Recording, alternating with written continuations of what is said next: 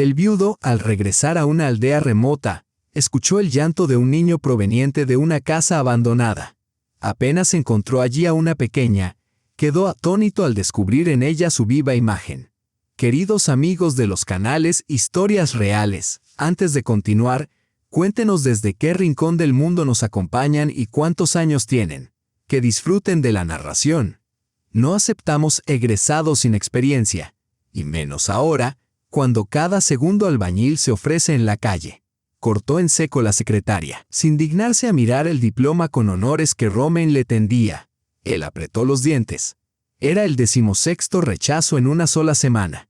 En el bolsillo de su chaqueta arrugada, tintinearon las últimas monedas destinadas al viaje de regreso al albergue, el mismo que tendría que desocupar en 3 días. A ver, Inesa Pavlovna. Una voz grave se escuchó de repente desde la puerta entreabierta de la oficina. Haga pasar a ese joven tan obstinado.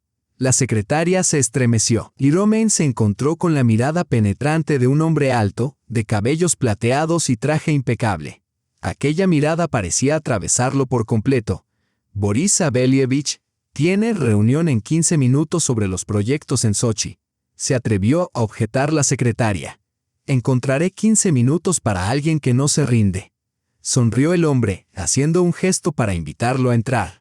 El despacho del director general del Emporio Constructor imponía con su magnificencia. Ventanales panorámicos con vista al río Moscova, muebles de caoba, maquetas de edificios resguardadas bajo campanas de cristal. Romain se quedó absorto contemplando una de ellas, un puente colgante de diseño inusual. ¿Lo reconoces?, preguntó Boris Savelievich, observando su reacción. El corazón de Romain dio un vuelco.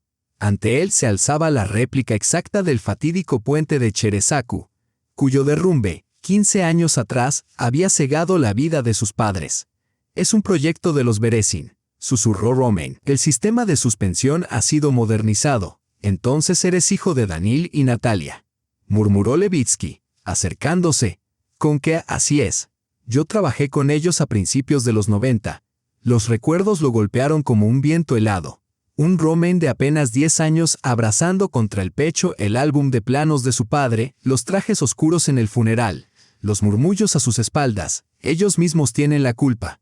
Se ahorraba en materiales. Sé que les atribuyeron todas las culpas, prosiguió Levitsky, pero no necesito contarte cómo en aquellos años se robaba a todos los niveles. Tus padres fueron personas de una integridad intachable. Los traicionaron. Romain apretó los puños. Probaré que no eran culpables. Por eso me hice ingeniero. Levitsky lo observó detenidamente, como intentando leerle el alma, y de pronto cambió de tono. Veamos qué aprendiste en el MADI. ¿Qué opinas de este proyecto? Extendió sobre la mesa los planos de un complejo nudo vial. Romain se sumergió en los esquemas, olvidando por completo el tiempo y el lugar. Cuando terminó su análisis y señaló 3 errores críticos en los cálculos, Levitsky tamborileaba pensativo con los dedos sobre la superficie del escritorio. Nada mal para un recién egresado. Pero, ¿sabes qué es lo que realmente me interesa?, dijo al fin. Saber cuánto te pareces a tu padre en lo esencial. Sacó un sobre del cajón y lo colocó frente a él. Aquí hay 50.000 rublos. Considéralo un adelanto. Llamémoslo lealtad hacia ciertas decisiones técnicas en nuestros proyectos. Es una práctica común. Acéptalo. Y mañana mismo entras como ingeniero proyectista. Con un salario el doble de lo que ofrecen nuestros competidores. Romain fijó la vista en el sobre, mientras una oleada de ira lo recorría por dentro. En su mente apareció el rostro de su padre, junto con aquella frase que tantas veces había escuchado de sus labios. En nuestro trabajo lo importante no es el dinero, sino las personas que caminarán por tus puentes. Gracias por la oferta, Boris Savelievich, respondió Romain lentamente, pero debo rechazarla. Si lo que busca es un ingeniero que venda su lealtad a cambio de avalar construcciones defectuosas, yo no soy esa persona. Se levantó, dispuesto a marcharse. De pronto Levitsky estalló en una carcajada, cuyo eco resonó entre las paredes de vidrio. Has pasado la prueba, Berezin. Siéntate de nuevo. Si hubieras aceptado ese sobre, te habría despedido en el acto. Un timbrazo interrumpió la escena. Levitsky contestó brevemente, frunció el ceño y concluyó: mañana a las 9 en punto te espero con tus documentos. Te contrataremos como ingeniero junior. Ahora discúlpame. Tengo reunión. Cuando Romain ya se dirigía a la salida, la voz de Levitsky lo alcanzó. Aquí tienes tu primer encargo. El gobierno ha puesto en marcha un programa anticrisis y tenemos posibilidades de obtener un contrato para las instalaciones olímpicas de Sochi. Estudia para mañana los requisitos técnicos. Le entregó una carpeta pesada. El desvencijado autobús lo condujo de regreso a la región. Inconscientemente acariciaba la marca de nacimiento en su muñeca, herencia de su padre, mientras contemplaba por la ventanilla los paisajes suburbanos que se deslizaban ante sus ojos. Llevaba ya 2 horas de camino y aún tenía grabada en la memoria la imagen del despacho de Levitsky y la maqueta de aquel puente maldito. El empleo conseguido casi por milagro significaba que podría alquilar una habitación en Moscú y no tendría que regresar a casa de su tía en el pueblo de Ivanovskoye. Sin embargo, aquel día debía viajar para recoger algunas pertenencias y hablar con Agripina Matveyevna. El pueblo lo recibió con el silencio habitual, la carretera llena de baches y el aroma de los manzanos en flor. La casa de los Beresin, de 2 plantas y de madera, se alzaba en una loma, destacando entre las demás construcciones. Tenía más de un siglo de historia. La había levantado el bisabuelo de Román, un próspero campesino aún antes de la Revolución. Ventanas enmarcadas con tallas, un porche techado, un pequeño jardín con dalias.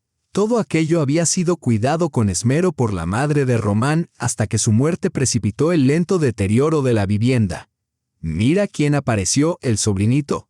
Lo recibió en el umbral Agripina Matveyevna, una mujer alta, huesuda, de rostro amarillento por la perpetua mueca de descontento.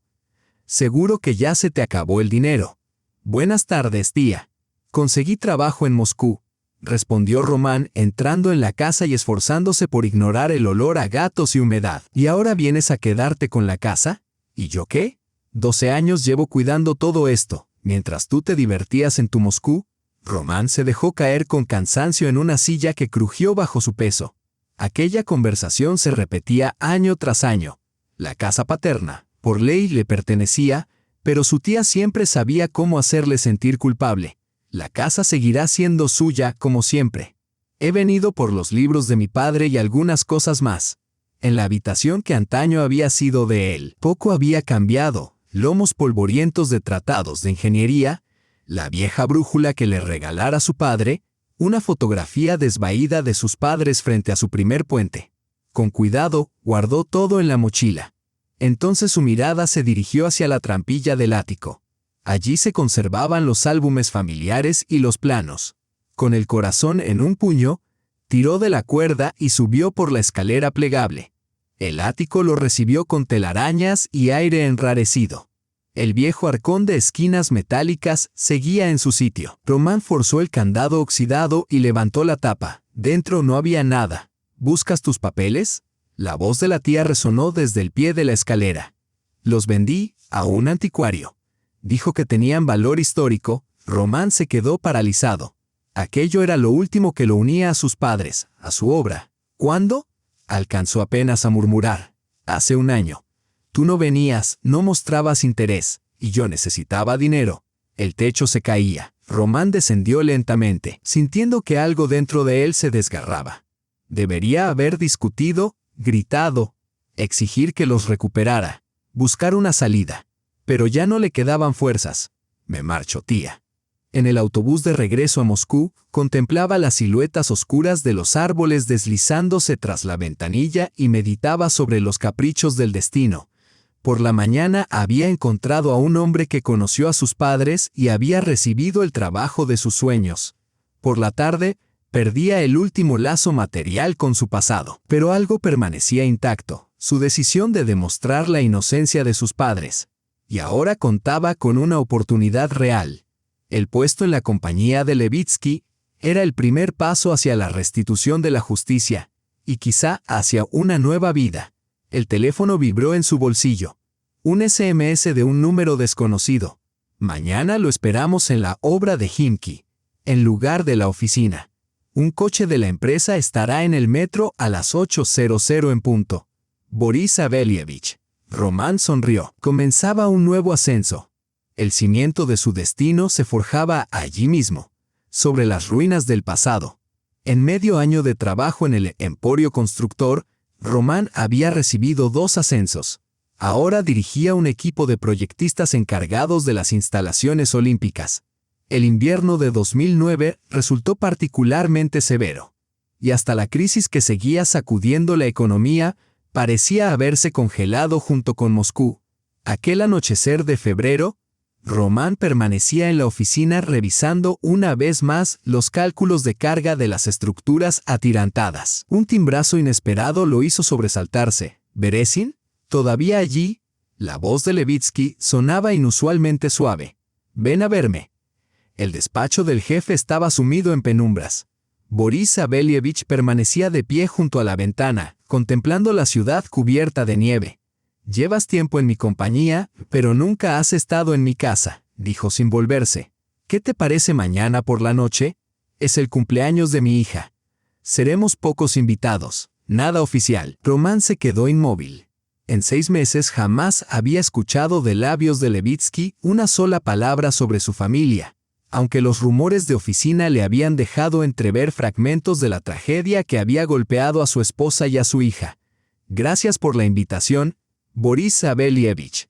Un coche pasará por ti a las 7. Finalmente Levitsky se volvió, y Román percibió en sus ojos algo inesperado: esperanza.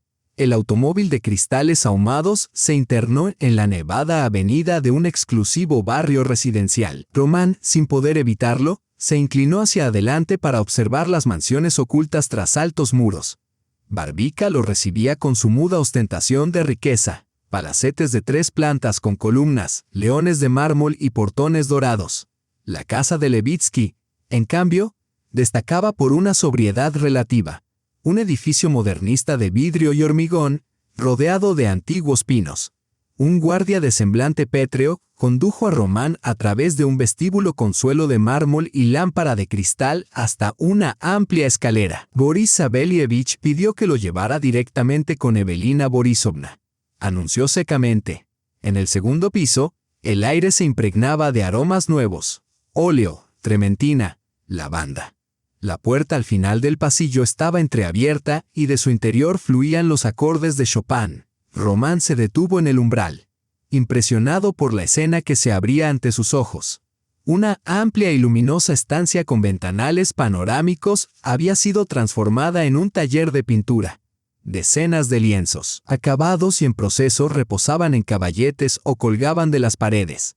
Y en medio de aquella explosión de color estaba ella. Evelina, sentada en una silla de ruedas frente a un gran lienzo, movía pensativamente el pincel sobre la paleta.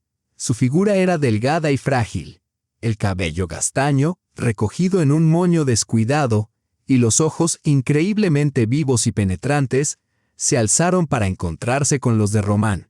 «Usted debe de ser el ingeniero del que tanto habla mi padre». Su voz sonaba como prolongación de la música, melodiosa, con un leve matiz áspero. «Adelante, no muerdo». Sonrió, y la arruga que se formaba entre sus cejas se deshizo, devolviéndole al rostro una expresión infantilmente abierta. «Román Beresin». Él avanzó unos pasos dentro de la sala, tendiéndole un ramo comprado en el camino. «¿Flores silvestres?», preguntó Evelina, arqueando las cejas con asombro. En febrero resultaba insólito encontrar una floristería en la calle Povarskaya. La vendedora comentó que esas flores casi habían desaparecido de Moscú.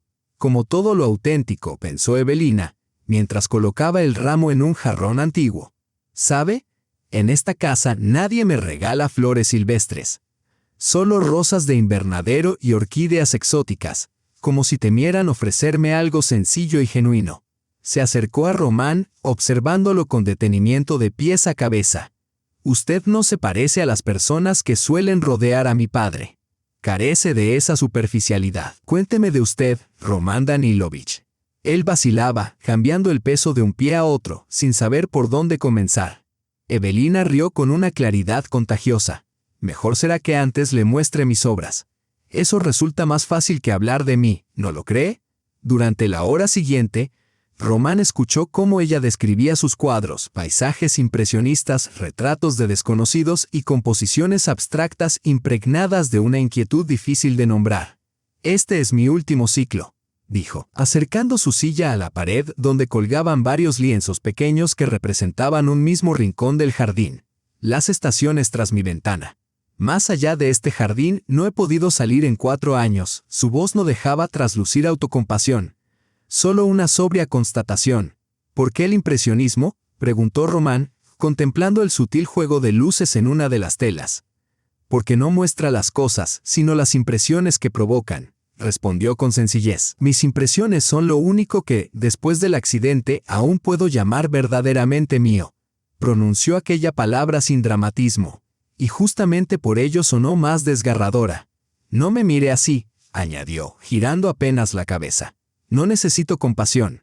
Mi padre asegura que usted también ha atravesado su propia tragedia. ¿Es cierto?». Román asintió, y de improviso sintió la necesidad de abrirle su corazón. Le habló de sus padres, del puente, de la tía que había vendido los últimos planos. Las palabras fluían con sorprendente ligereza, como si se conocieran desde hacía mucho. Evelina lo escuchaba en silencio. Solo sus ojos cambiaban, oscureciéndose o iluminándose, semejantes al agua de un lago forestal bajo un cielo inestable. «Ahora comprendo por qué mi padre lo distinguió de los demás», murmuró ella al final. «Comparten algo en común. Esa misma firmeza indomable». Ella se acercó a la estantería y sacó un voluminoso álbum encuadernado en cuero. «¿Quiere ver cómo éramos antes de que el mundo se viniera abajo?». Las fotografías narraban la historia de una familia feliz. Un joven Boris Levitsky, con una sonrisa apacible y sin un solo hilo de canas en el cabello. Una mujer hermosa, de cabello rubio, Elena, arquitecta y creadora del célebre Centro Cultural de Tavir. Y la pequeña Evelina riendo, corriendo, danzando. «Mamá era una auténtica creadora», susurró Evelina, acariciando la imagen. «Ella me enseñó a descubrir la belleza en lo cotidiano». Luego recordó el día en que viajaron a Rubliovka a escoger un terreno para la nueva casa. Ella debía acompañarlos, pero se quedó terminando un cuadro para la exposición escolar. Sus dedos se crisparon, arrugando la página del álbum. Un conductor ebrio, al volante de un todoterreno, invadió su carril. La madre no sobrevivió. Evelina pasó 2 meses en coma y al despertar, ya no sentía sus piernas. Mi padre, desde entonces, es otro hombre. Vive únicamente para su trabajo y para mí. Cerró de golpe el álbum y se aproximó a la ventana. ¿Sabe qué es lo más terrible? No recuerdo la voz de mi madre, solo la escucho en grabaciones. Su voz viva se borró. Román la observaba, frágil, recortada contra el jardín nevado, y sentía cómo en su pecho se extendía una ternura punzante. No era enamoramiento, sino un sentimiento similar al que lo embargaba al contemplar las fotografías de sus propios padres. «Me ocurre lo mismo con mi padre», dijo en voz baja. «Recuerdo su risa, pero soy incapaz de reproducir ese sonido ni siquiera en la memoria». Evelina se volvió hacia él, y en su mirada brilló algo distinto, el reconocimiento de un alma afín. En ese instante la puerta se abrió de golpe y en el umbral apareció Boris Savelievich. «Veo que ya se han presentado», dijo, recorriendo la estancia con una mirada escrutadora. «Los invitados se están reuniendo abajo». «Elia, bajarás». «Por supuesto, papá». De inmediato se transformó. Su sonrisa, ahora ligeramente forzada, la envolvía como una máscara. «Román Danilovich me acompañará, ¿verdad?». La velada transcurrió como entre brumas. Román observaba a los invitados. Empresarios exitosos, funcionarios, sus esposas enjolladas y resplandecientes, y tenía la sensación de haber entrado en un mundo ajeno. Aquellas personas hablaban del arte como de una mera inversión de capital, discutiendo qué obras resultaba más rentable adquirir. «Los impresionistas están de moda ahora», alcanzó a oír Romain en la conversación de 2 hombres junto a la mesa del buffet. «He comprado un Pizarro en una subasta en Londres. En apenas un año, su precio aumentó un 30%, mejor que cualquier acción». Evelina permanecía al margen de esas charlas. Romain observaba cómo esbozaba una sonrisa irónica, mientras escuchaba los cumplidos a sus cuadros de labios de quienes consideraban el arte solo una línea más en su portafolio de inversiones.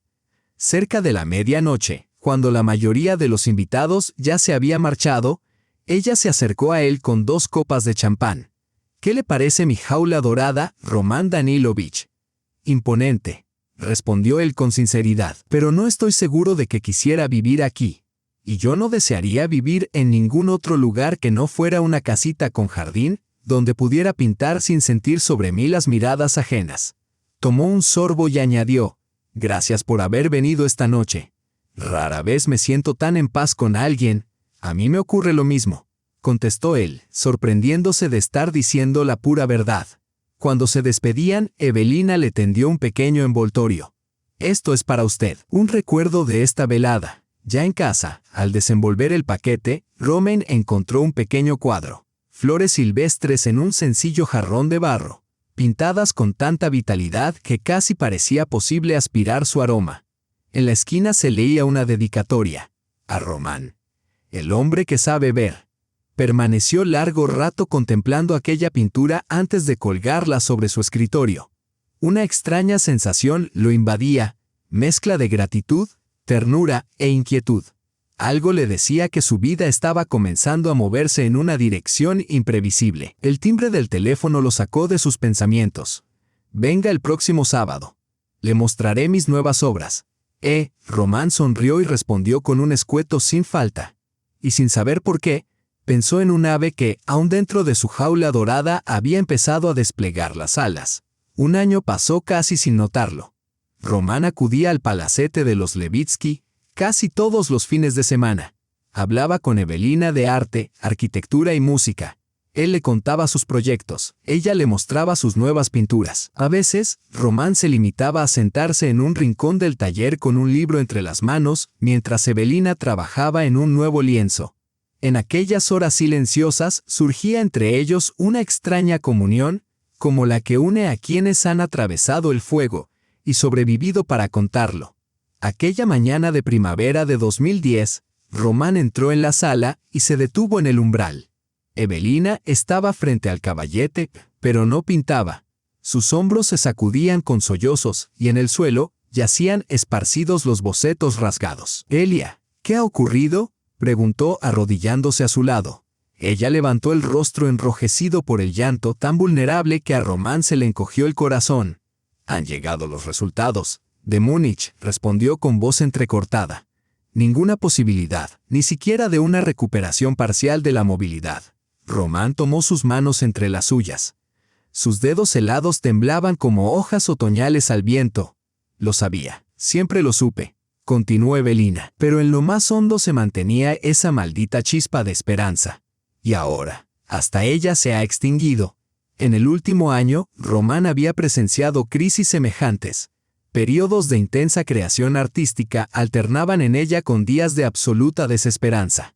Pero jamás la había visto tan derrotada. «Tengo 31 años, Roma», susurró, utilizando el apelativo familiar que había surgido entre ellos meses atrás. 31. Y lo único que me aguarda es esta silla, las pastillas, las enfermeras y esa compasión infinita, interminable, en los ojos de los demás. Él no supo qué contestar. Cualquier palabra de consuelo le habría sonado falsa. Solo la abrazó permitiéndole llorar sobre su hombro. «No te vayas hoy», le pidió Evelina cuando al fin se serenó. «Por favor, me aterra quedarme sola». Román se quedó. La ayudó a acomodarse en el sofá. La cubrió con una manta y le preparó té, como hacía su madre, con escaramujos y menta.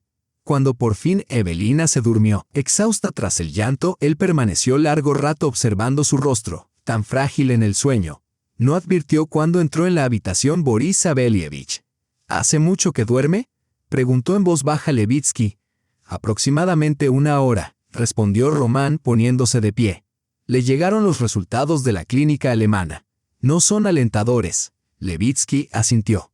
Su rostro permanecía impenetrable, pero en sus ojos se leía un dolor tan hondo que a Román le recorrió un escalofrío. «Pase a mi despacho, Román Danilovich. Necesitamos hablar». El despacho de Levitsky, en la intimidad del hogar, difería radicalmente de su oficina. paneles de roble oscuro, muebles antiguos, estanterías repletas de libros encuadernados en cuero. En la pared colgaba un retrato de su difunta esposa, obra de un pintor renombrado. Elena Levitskaya lo observaba desde el lienzo con una mirada viva y atenta, tan semejante a la de su hija. Boris Sabelievich sirvió coñac en 2 pesados vasos de cristal tallado y tendió uno a Román. «Por los que hemos perdido», pronunció y bebió de un trago. Román apenas probó el ardiente licor. Presintió que la conversación no sería sencilla. «¿Sabe usted lo que ocurre con mi hija?», comenzó Levitsky, caminando de un lado a otro del despacho. Esos charlatanes alemanes no hicieron más que confirmar lo que ya sabíamos. Pero Evelina se aferraba a esa paja, y ahora temo por ella. Se detuvo un instante. Observando el sol poniente desde la ventana, continuó. El psiquiatra advirtió del riesgo de una depresión profunda, clínica. Ya lo intentó 2 veces. No terminó la frase. Pero Román comprendió al ver las cicatrices apenas perceptibles en las muñecas de Evelina, siempre ocultas tras pulseras. «Usted es el único capaz de hacerla sonreír», prosiguió Levitsky, volviéndose hacia él. «El único con quien habla del futuro, con quien se siente mujer, no inválida». Llenó nuevamente los vasos. «No soy ciego, Román. Veo cómo ella lo mira. Y sé que para usted no significa lo mismo». Román se tensó. Sí, sentía compasión, ternura, cuidado. Pero no amor. No el amor que impulsa a un hombre a elegir a una mujer como compañera de vida. «Boris Sabelievich, yo...» «Escúcheme primero», lo interrumpió bruscamente Levitsky. «Le propongo un acuerdo. Usted se casa con mi hija. Se convierte oficialmente en mi heredero. Obtiene una participación en los negocios y hace feliz a Evelina». Román dejó el vaso sobre la mesa. Un frío glacial lo recorrió por dentro. Eso es imposible». «¿Por qué?», inquirió Levitsky, acercándose aún más. «Porque no hay amor. El amor es un lujo, Román Danilovich. Un lujo que no todos pueden permitirse. ¿Cree usted que amaba a la esposa de mi jefe cuando inicié mi negocio? No. Pero me casé con ella. ¿Y sabe qué ocurrió después? Terminé amándola de verdad». Apoyó la mano en el hombro de Román. «Usted es joven. Aún tiene toda una vida por delante para aprender a amar a mi hija. De momento basta con que esté a su lado». «No puedo hacerle eso a Evelina», respondió Román con firmeza. «Ella merece sinceridad, no un acuerdo». El rostro de Levitsky se endureció como piedra. «Entonces escuche la alternativa. Mañana mismo será despedido con un estigma que le cerrará las puertas de toda la industria. En nuestro negocio todos nos conocemos. Y ahora, en plena crisis, con decenas de empresas constructoras quebrando». No terminó la frase, pero el sentido era evidente. Tras la ventana, en el crepúsculo, se encendían las luces de las mansiones vecinas. Un oasis de prosperidad en medio del naufragio económico. Román recordó el reciente encuentro de exalumnos del instituto. De 30, apenas 5 habían conseguido empleo en su especialidad. Los demás sobrevivían con trabajos ocasionales o habían abandonado la profesión. «Esto es un chantaje», murmuró Román. «Esto es la vida», replicó Levitsky. «Y la elección que le ofrezco», esbozó una sonrisa torcida. «Por cierto, su casa solariega en el pueblo, ¿cómo se llamaba?» «En Ivanovskoye, la de los marcos tallados en madera. Más de 100 años tiene, ¿cierto? Pues bien, se ha aprobado una nueva ley de protección del patrimonio cultural. Su casa podría obtener la categoría de monumento arquitectónico. Claro que para eso hacen falta contactos, especialistas. O quizá no la obtenga, y entonces su tía podrá venderla para que la derriben. Según sé, lleva tiempo deseándolo». Román se quedó helado. Aquella casa era lo último que lo unía a sus padres. El lugar donde había transcurrido su infancia, donde cada tabla recordaba sus pasos. «¿Me está amenazando?» «Le estoy invitando a reflexionar», corrigió Levitsky, alejándose hacia el escritorio. «Reflexione bien. Sobre su futuro, sobre el de Evelina, sobre el pasado que aún puede conservar o perder». Guardó silencio un instante antes de concluir. «Le doy una semana para pensar. Ahora váyase. Mi hija no debe despertar sola». 7 días que se transformaron en una tortura interminable. Román se debatía entre el deber, la conciencia y la necesidad. No lograba conciliar el sueño ni concentrarse en el trabajo. Ante sus ojos se sucedía el rostro de Evelina, a veces iluminado de dicha mientras pintaba, a veces marcado por la desesperación. Como aquel último día, Boris Levitsky no lo presionaba ni le recordaba el ultimátum, pero su sombra parecía estar siempre presente. En los pasillos de la oficina, en llamadas telefónicas, en encuentros aparentemente casuales.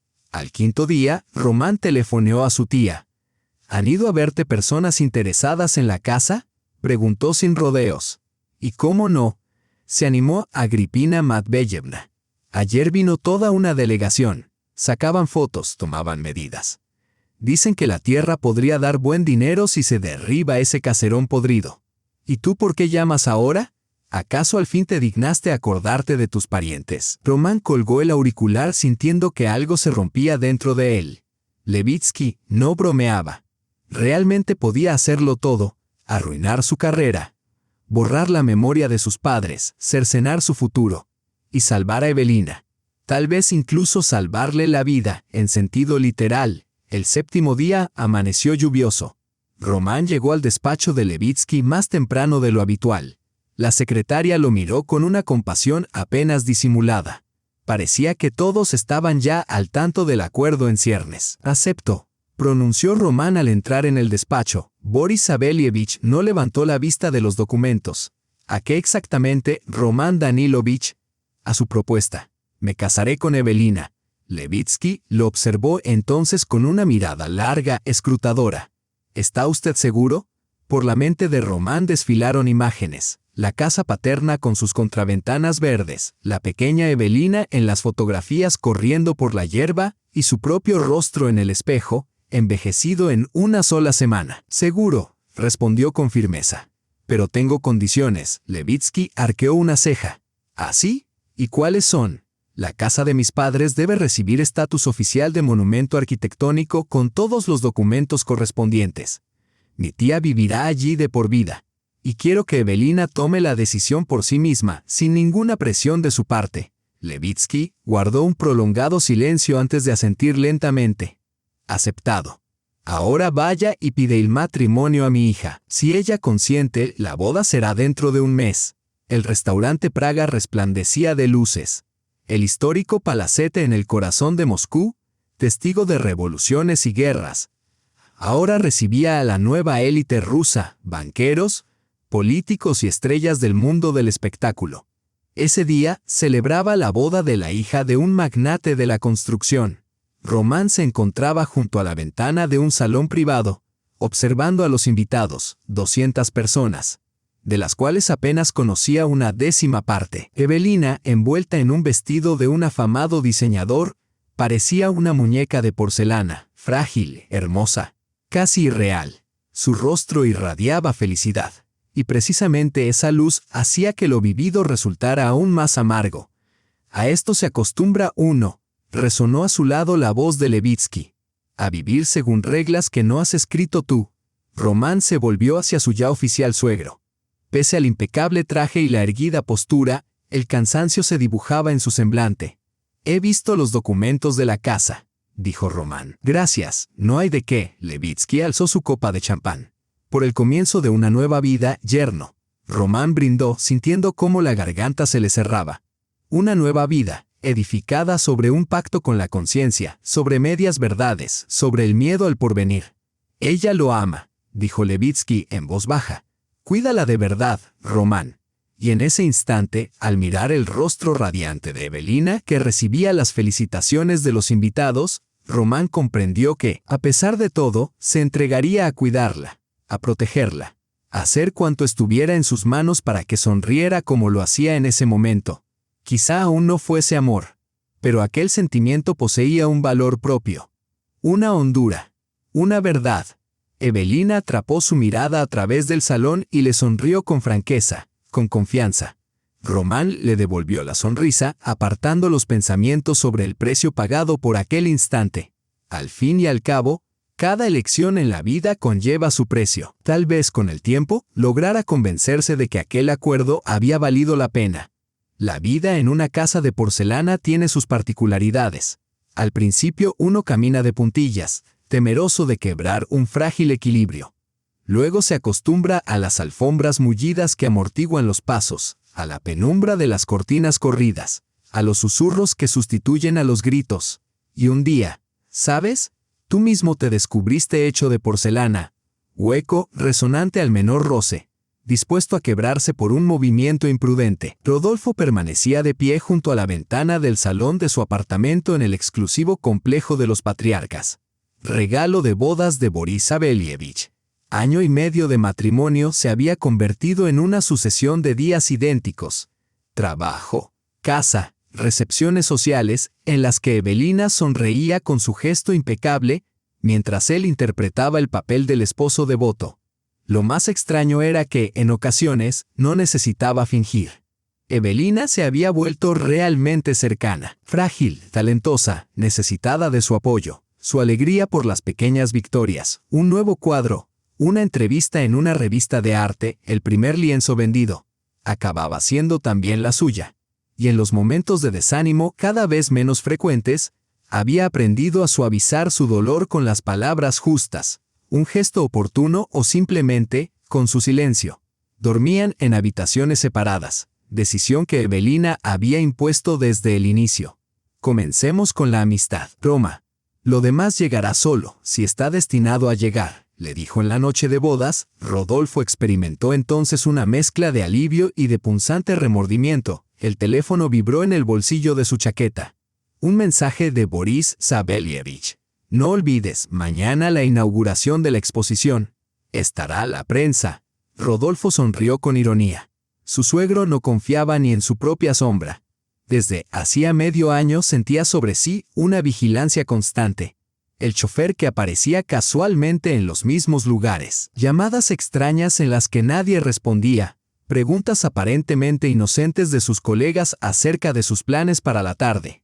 Evelina apareció empujando la silla de ruedas desde el taller, limpiándose las manos manchadas de pintura con un trapo. ¿Todavía en casa?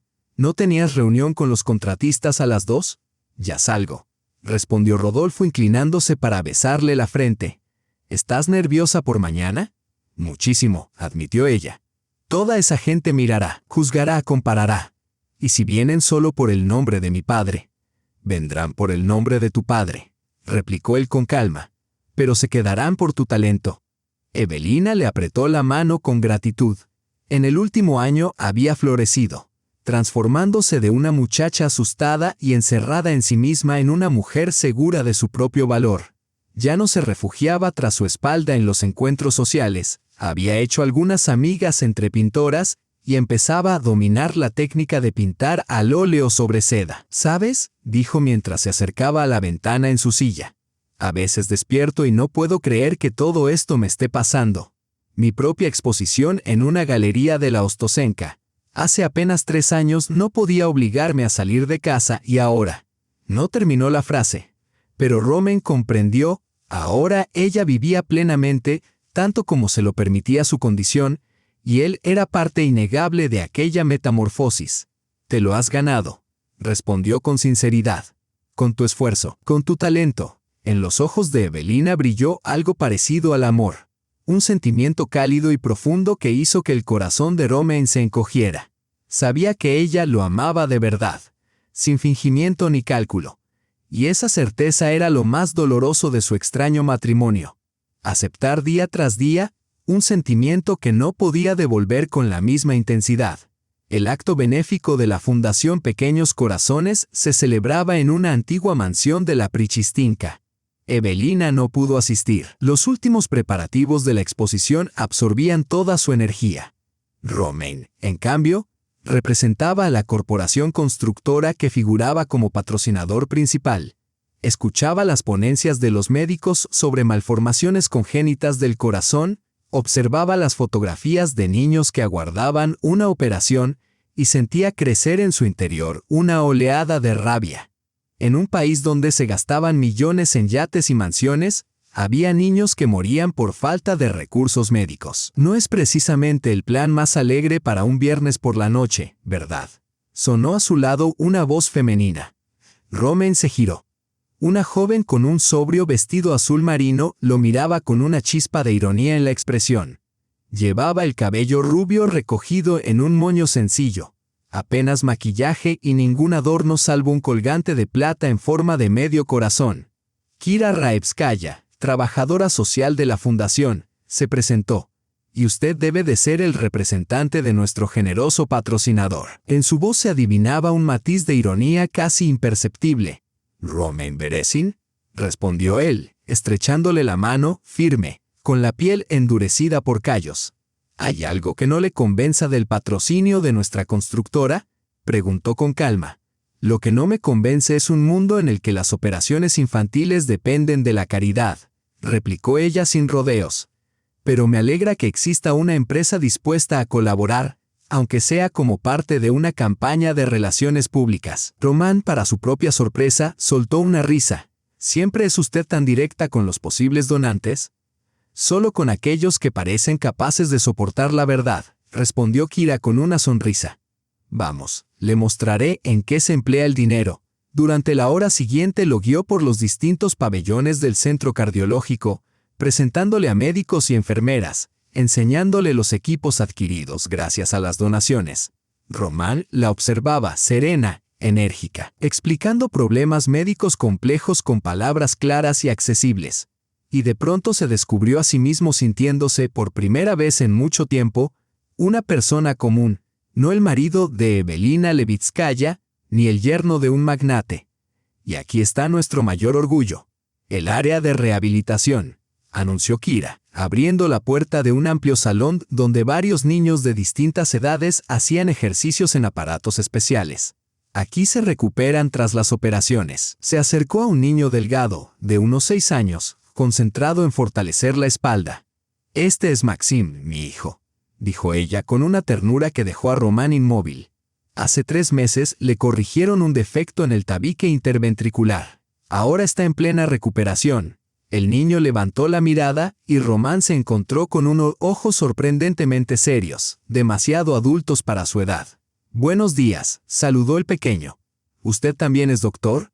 «No, Maxim, soy ingeniero. Construyo puentes y carreteras. Como en Lego», se animó el niño.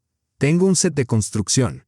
Yo edifico ciudades. Casi como en Lego, solo que mucho más grande», respondió Román con una sonrisa. «Max termina los ejercicios». «Es hora de irnos», dijo Kira suavemente. «¿Y usted, Román, no querría acompañarnos? Íbamos a comer algo en el café de enfrente. Prometo que no hablaremos de niños enfermos ni de corporaciones malvadas». Él sabía que debía negarse, regresar a la casa de porcelana, a las frases medidas y a los gestos calculados. Sin embargo, lo que escuchó fue su propia voz, con mucho gusto. El pequeño café, con sus muebles gastados y el sabor entrañable de la comida casera, se convirtió para Román en una ventana a un mundo paralelo. Un mundo de personas comunes con problemas comunes. Kira hablaba de su labor en la fundación, de cómo la combinaba con la crianza de su hijo, de las dificultades para obtener una cuota quirúrgica. «Tuvimos suerte», decía mientras Maxim, absorto, dibujaba en una servilleta un puente con forma de M. El defecto de Max es poco frecuente, pero encajaba en un nuevo método experimental. El profesor Nejensky aceptó operarlo gratuitamente, aunque los cuidados posoperatorios y la rehabilitación, suspiró. «El seguro cubre lo mínimo, lo demás debo costearlo yo». «¿Y el padre de Maxim?», preguntó con cautela Román. Kira encogió los hombros. Desapareció al enterarse del diagnóstico. «Una historia clásica», hablaba sin amargura, sin autocompasión, solo enunciando un hecho. Y esa serenidad estoica incomodaba a Román. «Pero salimos adelante, ¿verdad, Max?». Acarició el cabello de su hijo. El niño asintió con seriedad, sin apartarse de su dibujo. «Mamá puede con todo. Es más fuerte que todos los papás juntos». Román los observaba, madre e hijo, 2 luchadores en la primera línea de la batalla por la vida. Y sintió cómo algo se movía dentro de él, como un témpano resquebrajado por el deshielo. «Cuénteme de usted», pidió Kira. Y él, sorprendiéndose a sí mismo, empezó a hablar de sus padres, de un puente, de sus estudios, de sus sueños de construir estructuras sólidas, que no se derrumbaran bajo el peso de la corrupción y la negligencia. Cayó únicamente sobre el pacto con Levitsky y su extraño matrimonio. Habla de la ingeniería como otros lo hacen del amor. observó Kira cuando terminó, con verdadera pasión. ¿Y acaso no es lo mismo?, preguntó Román de improviso. Crear algo duradero, confiable, capaz de resistir cualquier prueba. Sus miradas se encontraron, y por un instante el mundo alrededor dejó de existir. Román vio en sus ojos el reflejo de su propia sed de algo auténtico, sin artificios. Mamá, necesito lápices de colores. Solo tengo el azul. Tiró Maxim de la manga de su madre. El momento se desvaneció. Kira parpadeó y miró la hora. Tenemos que irnos. Mañana toca un control de ecografía. Hay que prepararse. En la calle. Al despedirse le tendió una tarjeta. Si desea hacer algo más significativo por el fondo que una simple donación corporativa, llámeme. Él la llamó 3 días después. Kira lo recibió en el mismo café. Esta vez sin Maxim, que estaba en sesión con el psicólogo. Tengo una propuesta, dijo Román. Personal, no de la empresa. Sacó de la carpeta unos documentos, la factura completa del tratamiento y la rehabilitación de Maxim en una prestigiosa clínica de Alemania. Quiero cubrir los gastos. Kira palideció. Al ver la suma se quedó sin palabras. Es imposible. No puedo aceptar tanto dinero de un desconocido. Entonces no de un desconocido, replicó él con firmeza. De un amigo. Nos conocemos hace menos de una semana. A veces basta con eso para comprender lo esencial. Respondió Román en voz baja. Por favor, Kira, déjeme ayudar. No por caridad ni por imagen, sino por Maxim. Y por mí. Ella lo observó largo rato, como si intentara mirar más allá de la superficie. ¿Por qué? Porque por primera vez en mucho tiempo siento que hago algo correcto, algo propio, algo verdadero. Kira suspiró. Debo pensarlo y hablarlo con Maxim. Un mes más tarde volaron a Múnich. Román los acompañó al aeropuerto, ayudándoles con el equipaje y explicándole a Maxim cómo funcionan los aviones y por qué no se caen. El niño lo escuchaba boquiabierto, lanzándole decenas de preguntas que él respondía con paciencia. Gracias, dijo Kira con sencillez antes de abordar. Por todo. Yo los esperaré aquí, contestó Román, consciente de que hablaba con absoluta verdad. Durante 3 meses se comunicaron por videollamadas. Maxim le mostraba sus avances, cómo aprendió a montar en bicicleta, a nadar en la piscina y a recorrer largas distancias sin detenerse. Kira enviaba fotografías de callejuelas alemanas, castillos y parques otoñales. A veces simplemente permanecían en silencio, mirándose a través de la pantalla. Y aquel silencio expresaba más que cualquier palabra. Román vivía una doble existencia. De día, un alto ejecutivo exitoso, el atento esposo de una talentosa artista, cuya primera exposición había sido un rotundo triunfo. De noche, un hombre que contaba los minutos hasta la llamada desde Alemania, hasta escuchar la voz familiar y ver la sonrisa capaz de trastocar su mundo interior. Él sabía que estaba engañando a Evelina, que tarde o temprano tendría que elegir, que su suegro jamás perdonaría semejante traición.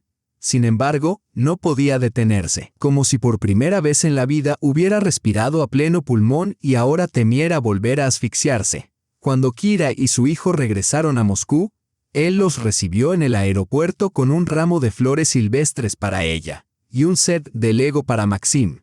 Te he echado de menos, dijo, mirándola a los ojos, pronunciando esas palabras en voz alta por primera vez. Yo también, respondió ella con sencillez. En ese instante Román comprendió, eso era lo verdadero, lo que habían descrito poetas y filósofos, algo que no se podía comprar con el dinero de Levitsky, ni negociar en ninguna transacción. Amor. Esa misma noche, de regreso en casa, permaneció mucho tiempo frente a la puerta del taller de Evelina, escuchando cómo tarareaba mientras trabajaba. Una mujer frágil, delicada, que le había confiado su vida y que no merecía ni mentiras ni traiciones. ¿Qué he hecho?, se preguntaba Román al mirar la fotografía de ambos colgada en la pared. Pero otra voz dentro de él respondía, has empezado a vivir. El viento de febrero arrastraba nieve punzante, cubriendo las huellas en los senderos del hospital materno. Román estaba junto a la ventana de la habitación, estrechando contra el pecho un diminuto bulto. Ariana Romanovna Berezina. 5 horas de vida. Su hija, su sangre, su redención. Kira dormitaba en la cama, pálida tras el duro parto, con una sonrisa apenas perceptible en los labios. Román las observaba, a las dos mujeres más queridas de su vida, y sentía cómo una ola incontenible le cortaba la respiración. «Se parece a ti», susurró Kira al abrir los ojos. Igual de terca. 10 horas de contracciones y no quería nacer en plena ventisca. Román se sentó con cuidado al borde de la cama. «Jamás imaginé que pudiera amar tanto a alguien a quien acabo de conocer». Kira extendió la mano y acarició su mejilla. «Ahora lo entiendes, ¿verdad? ¿Por qué hago todo esto por Maxim?» Él asintió, incapaz de pronunciar palabra. Maxim, que ya había cumplido 8 años, esperaba en el pasillo junto a Nina Petrovna, la bondadosa vecina de Kira. El niño recibió la noticia del nacimiento de su hermana con la seriedad de un adulto. «La protegeré toda mi vida, mamá. Es la tarea de un hermano mayor. Familia». Ahora él también tenía una familia verdadera, no comprada con el dinero de Levitsky, ni construida sobre la compasión o el deber. Una familia nacida del amor y la confianza. Durante casi 2 años de doble vida, Román había temido pensar en el futuro.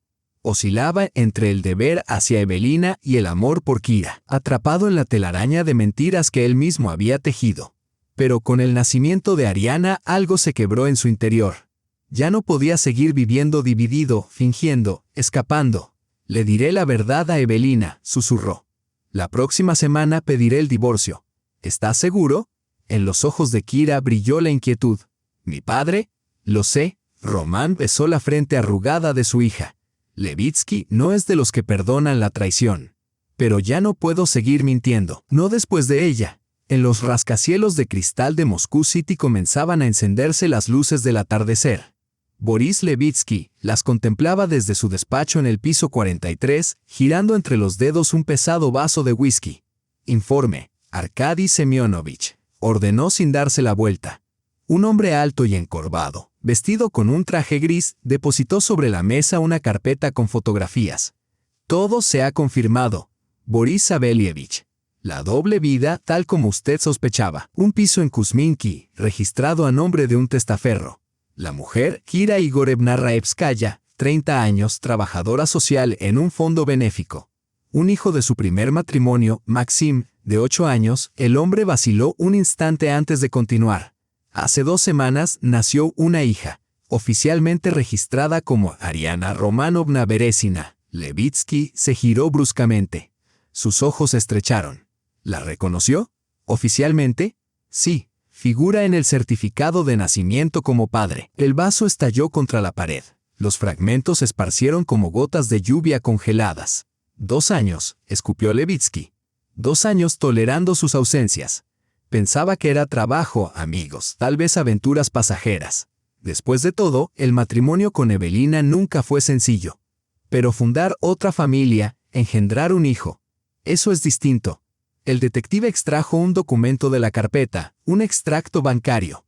Traspasó una suma considerable para el tratamiento del niño y pagó el parto en una clínica privada. Usó fondos de su cuenta personal, aquella donde usted le ingresaba las primas. Levitsky soltó una risa ronca. «Así que con mi propio dinero mantienes a tu amante y a su bastardo». Ingenioso, yerno, se acercó a la ventana. Tras el vidrio, Moscú brillaba con sus luces nocturnas. Una ciudad donde todo tenía un precio. «¿Qué piensa hacer, Boris Sabelievich?», preguntó con cautela el detective. «¿Qué voy a hacer?», replicó Levitsky, girándose hacia él. En sus ojos se agitaba una furia helada que obligó al interlocutor a dar un paso atrás. «Voy a restablecer la justicia, Arkady Semyonovich. Mi hija merece la verdad y que el traidor reciba un castigo ejemplar». Kira se despertó con el llanto de la niña. Ariana, que dormía en la cuna junto al sofá, reclamaba al mundo con insistencia el alimento de la madrugada. Eran las 3, la hora habitual de la toma nocturna. «Ya voy, pequeña, ya voy», susurró Kira, extendiendo los brazos hacia su hija. Pero algo no cuadraba. El llanto sonaba apagado, como venido de lejos. Encendió la luz de noche. La cuna estaba vacía. Durante unos segundos no pudo creer lo que veía. Luego corrió a revisar toda la casa, llamando, gritando, esperando que fuese una pesadilla absurda. Maxim salió disparado de su habitación, asustado y confundido. «Mamá, ¿qué pasa? ¿Dónde está Ariana?» «Ariana. Aranchka ha desaparecido». Kira, presa del pánico, marcó el número de Román, pero el móvil estaba fuera de cobertura. Sobre la mesa de la cocina descansaba una nota, apenas unas palabras trazadas con caligrafía impecable. Busca la verdad en el pasado. La puerta de entrada estaba cerrada desde dentro con todos los cerrojos. Las ventanas también. Ni rastro de forzaduras ni señales de intrusión. Es imposible. Imposible, murmuraba Kira con los dedos temblorosos al marcar a la policía. Román regresaba de un viaje de negocios a Tiamén cuando al fin el teléfono recuperó señal. Vio decenas de llamadas perdidas de Kira y un mensaje empapado de desesperación. Ariana ha desaparecido. Ven de inmediato, la policía no hace nada. El mundo se desmoronó en un instante. El taxi avanzaba a toda prisa desde el aeropuerto por la Moscú nocturna, mientras Román, con las manos crispadas en el asiento, era incapaz de asimilar la realidad. Su hija de 3 semanas había desaparecido. Raptada. Una sola palabra, una sola imagen martilleaba en su mente. Levitsky, el apartamento de Kuzminki se había transformado en un infierno. Kira, con el rostro surcado de lágrimas. Los investigadores levantando huellas, los vecinos susurrando en el pasillo. Maxim, acurrucado en un rincón de la habitación, observaba la escena con los ojos desmesuradamente abiertos por el miedo. ¿Cómo pudo ocurrir esto?, repetía una y otra vez Román. Estamos considerando todas las hipótesis, respondía con indiferencia un joven investigador. Pero sin signos de forzamiento resulta extraño. ¿Qué significa extraño?, saltó Kira, como una fiera herida. ¿Acaso piensa que entregué a mi hija por voluntad propia? Existen casos de madres con depresión posparto. Román lo sujetó por el cuello de la chaqueta. Una palabra más, y no respondo de mí mismo. Tuvieron que separarlos. Procedimientos interrogatorios, preguntas interminables. O quizá, simplemente, esa helada sensación de impotencia. De noche, cuando los investigadores se marcharon y Kira, exhausta, al fin se durmió junto a Maxim, Román marcó un número que había jurado no volver a utilizar. Zetachedanov al habla, respondió la voz ronca de un antiguo camarada de su padre, hoy un alto oficial de la policía. Mijail Yefremovich, soy Román Berezin.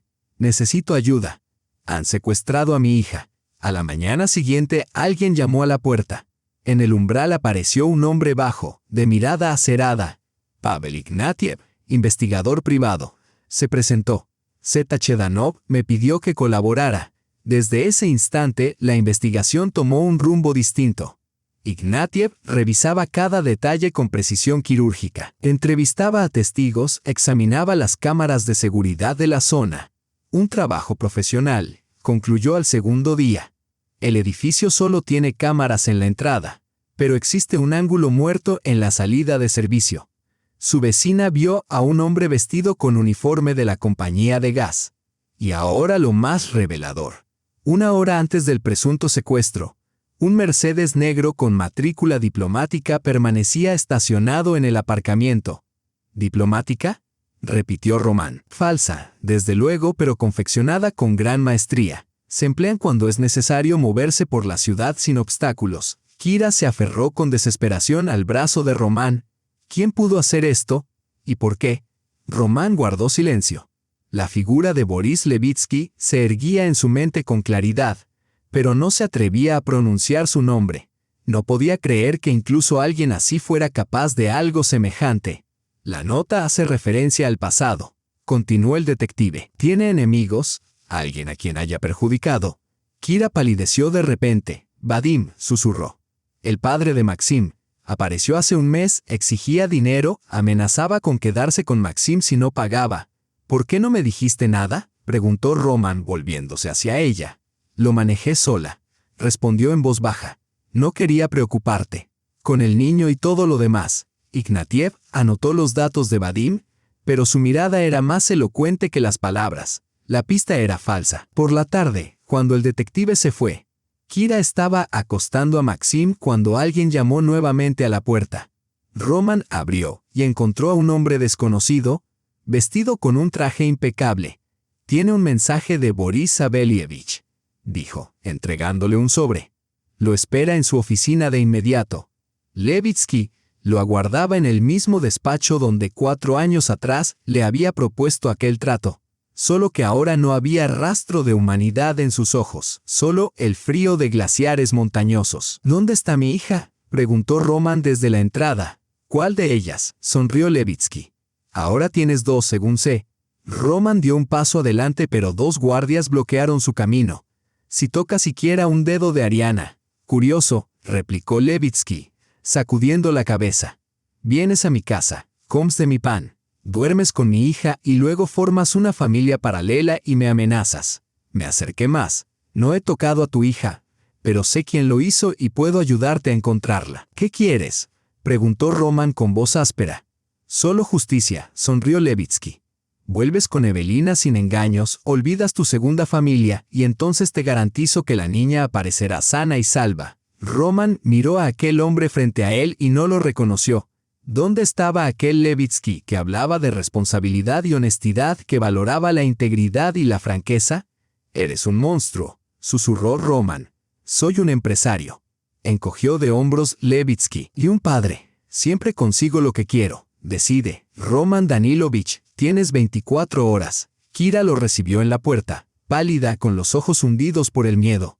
«¿La encontraron?», preguntó ella con un hilo de esperanza. Roman negó con la cabeza. ¿Cómo explicarle que el secuestro de su hija era consecuencia de su propia doble vida? ¿Cómo admitir que él era el culpable de todo lo sucedido?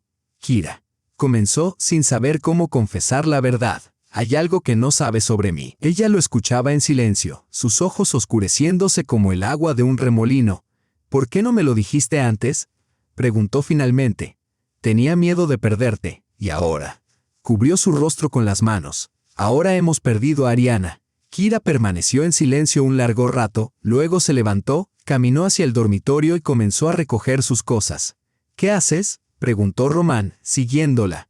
«Me voy con Maxim lejos». «Pero Ariana, si Levitsky está detrás del secuestro, la única forma de recuperarla es cumplir sus condiciones». Hablaba con calma, como si ya todo estuviera decidido. «Volverás con tu esposa y yo. De todos modos ya no podré mirar a los ojos a alguien que me mintió durante tanto tiempo».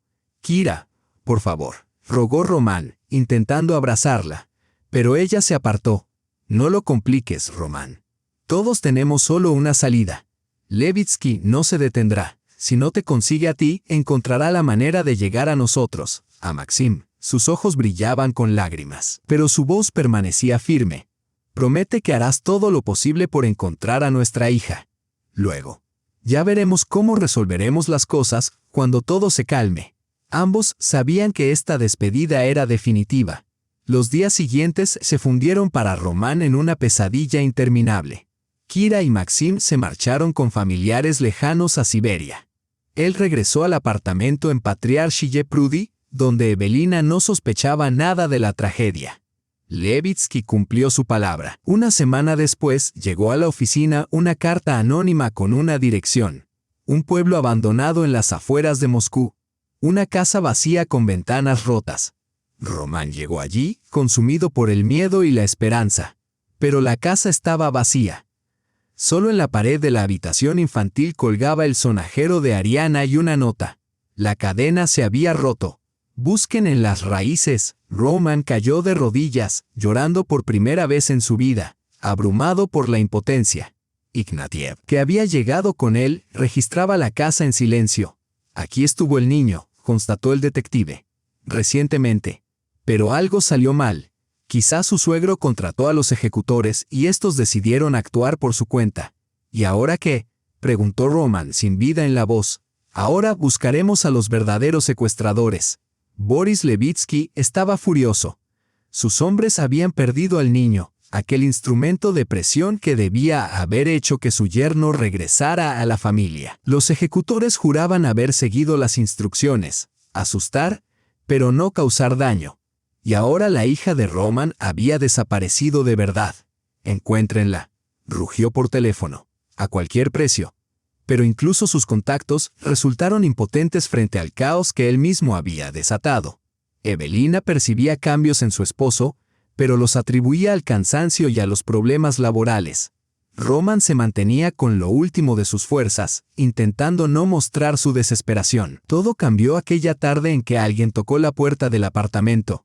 En el umbral estaba Ignatiev, con una carpeta de documentos. «Hemos encontrado pistas», dijo sin rodeos. A las personas que tenían al niño las interceptaron en Tula, pero la niña ya no estaba con ellos. Aseguran que la entregaron a alguna mujer por indicación del contratante.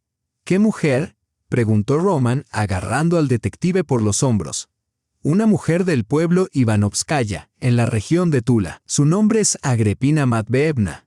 Roman susurró el nombre, sintiendo un frío helado recorrerle el cuerpo. En ese instante, Evelina salió del taller. En su mano sostenía el teléfono de Roman.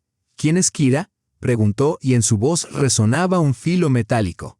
«¿Y por qué te escribe sobre vuestra hija?». El mundo se detuvo. El tiempo pareció congelarse. Roman miró a su esposa y comprendió. Ya no tenía sentido mentir. «Perdóname», dijo en voz baja. «Debí haberte dicho la verdad hace mucho tiempo». Y le contó todo sobre Kira, sobre Maxim, sobre Ariana, sobre el chantaje de Boris Savelievich y el secuestro, sobre su doble vida y el engaño que había durado años. Evelina escuchó en silencio, sin interrumpir. Cuando él terminó, un silencio tan profundo llenó la habitación que se podían oír las manecillas del reloj marcando los segundos en la pared. «Vete», dijo ella finalmente. «Vete y no vuelvas jamás». «Evelina, me voy», susurró él.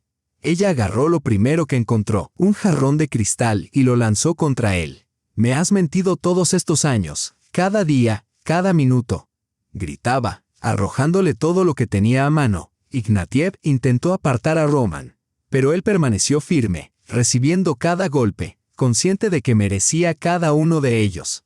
«Nunca me amaste», sollozaba Evelina, sacudiéndose de dolor de pies a cabeza. «Toda mi vida ha sido una mentira. Todo lo que hubo entre nosotros fue falso». Lo último que Roman vio al salir del apartamento fue el rostro de Evelina, deformado por el dolor, bañado en lágrimas, con una desesperación en la mirada que helaba la sangre. El teléfono sonó a las 3 de la madrugada. Roman, que había pasado la noche en un hotel, lo agarró con manos temblorosas, esperando noticias sobre Ariana. «Señor Beresin», dijo una voz desconocida, el médico de guardia del Hospital Municipal, número 67.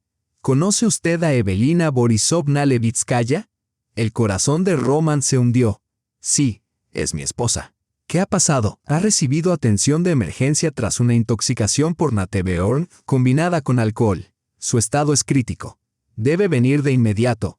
Roman condujo por la Moscú nocturna, rezando a todos los dioses en los que nunca había creído. «Solo no esto. No otra muerte sobre mi conciencia». En el pasillo del hospital se encontró con Boris Savelievich. El rostro de su suegro estaba gris, demacrado, con profundas sombras bajo los ojos. «¿Qué le pasa?», exhaló Roman. «Está muriendo», respondió Levitsky, con voz apagada. «Por tu culpa». En ese instante, un médico salió de la sala de reanimación, retirando la mascarilla. Su rostro decía todo sin necesidad de palabras. «Lo siento mucho», dijo. «Hicimos todo lo posible, pero su organismo estaba demasiado debilitado. La sobredosis fue fatal». Levitsky se dejó caer en una silla, cubriéndose el rostro con las manos. Sus hombros temblaban. Por primera vez en su vida, Roman vio llorar a aquel hombre de hierro. «Tú, Jade», o con acento agudo Levitsky, levantando la cabeza. «Tú mataste a mi niña. Tú, tu amante y tu bastardo». Roman lo miró, sintiendo cómo algo moría dentro de él. «No, Boris Savelievich», susurró. «Matamos a Evelina nosotros mismos, con nuestras mentiras, nuestros juegos, nuestro acuerdo de hace 4 años». Se dio la vuelta y se dirigió hacia la salida. «¿A dónde vas?», gritó Levitsky tras él. «A buscar a mi hija», respondió Roman sin mirar atrás. «Y luego terminaremos esta conversación». El amanecer gris se alzaba sobre Moscú cuando salió del hospital. Delante de él se extendía el camino hacia Ivanovskoye, hacia los orígenes, hacia las raíces, hacia el lugar donde su Ariana se había perdido. Y allí, quizá, también se escondía la verdad sobre sus padres, sobre el puente, sobre un pasado que nunca suelta a su presa. La primavera de 2016 llegó temprano a Ivanovskoye, cruel, con vientos fríos y heladas inesperadas. La tierra, aún sin recuperarse del invierno, aparecía ennegrecida, con parches entre la nieve sucia. El autobús rural, balanceándose sobre los baches del camino roto, llevó a Roman al amanecer y luego partió, dejándolo solo en una parada vacía.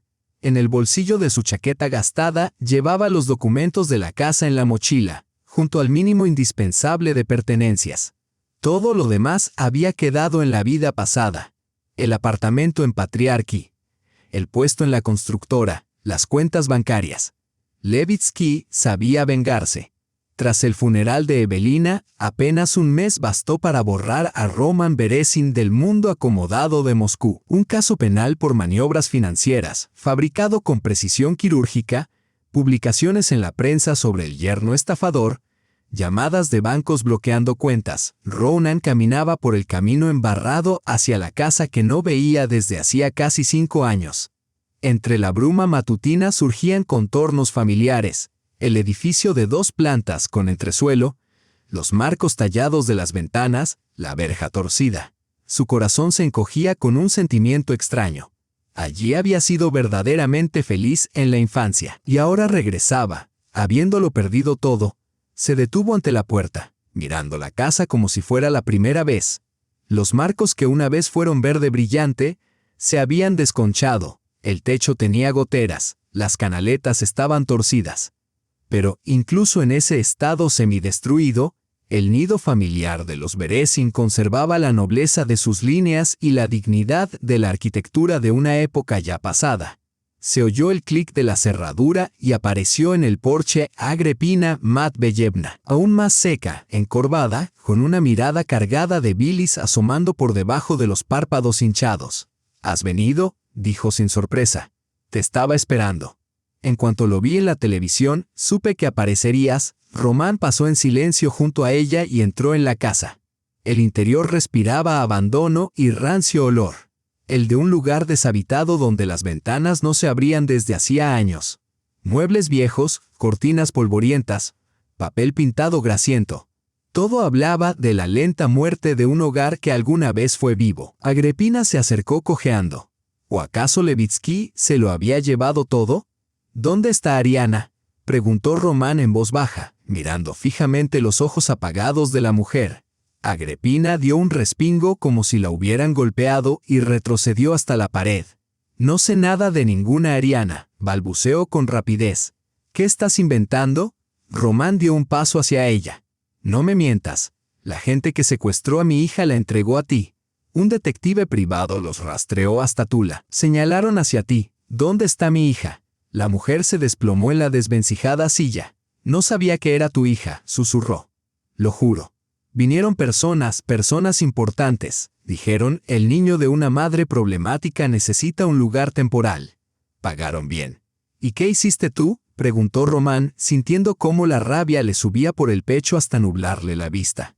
«No podía quedarme con un bebé, con mis enfermedades, ¿a dónde iba a llevarlo?». Habló rápido y atropelladamente. «Se lo di a los Voronov. Tenían 3 hijos. Uno más no les molestaría. También les pagué un poco. Los Voronov, una familia al otro extremo del pueblo. El padre, un mecanizador siempre borracho. La madre, agotada, con la mirada apagada. 3 hijos, un patio sucio y un frigorífico eternamente vacío». Román salió disparado de la casa sin escuchar los gritos de la mujer. Sus piernas lo llevaban por la carretera conocida desde su infancia. Su corazón latía con fuerza en la garganta. Sus pensamientos se enredaban. Casi un año su hija había estado en manos de extraños, en una casa ajena. Si es que aún estaba viva, la casa de los Voronov parecía aún más deteriorada de lo que recordaba. La cerca torcida, las ventanas rotas cubiertas con plástico, basura esparcida por el patio. Román empujó la verja que no estaba cerrada y casi corrió hacia el porche. Nadie respondió a su golpe. Empujó la puerta, también sin llave. Dentro flotaba un olor agrio a platos sucios, pañales y alcohol rancio. «¿Hay alguien?», gritó Román, adentrándose en la casa. Desde lo profundo llegó un llanto infantil seguido de un grito asustado. En el umbral apareció la hija mayor de los Voronov, Katia, de unos 14 años, delgada, con la mirada cautelosa bajo el ceño. «Tío Roma», preguntó con inseguridad. «¿Ustedes me esperaban?». Hola, Katia, dijo Román intentando mantener la calma. ¿Tus padres están en casa? Papá se fue a la ciudad por la pensión. La niña jugueteaba nerviosamente con el borde de su camiseta gastada. Mamá está de turno en la tienda. ¿Viniste por algo? Desde detrás de ella volvió a escucharse el llanto demandante, entrecortado. ¿Quién llora? Nuestra Arianka, respondió la niña con naturalidad. Le están saliendo los dientes y por eso está de mal humor. Ya voy. Katia se giró para irse, pero Román la detuvo suavemente tomándola del hombro.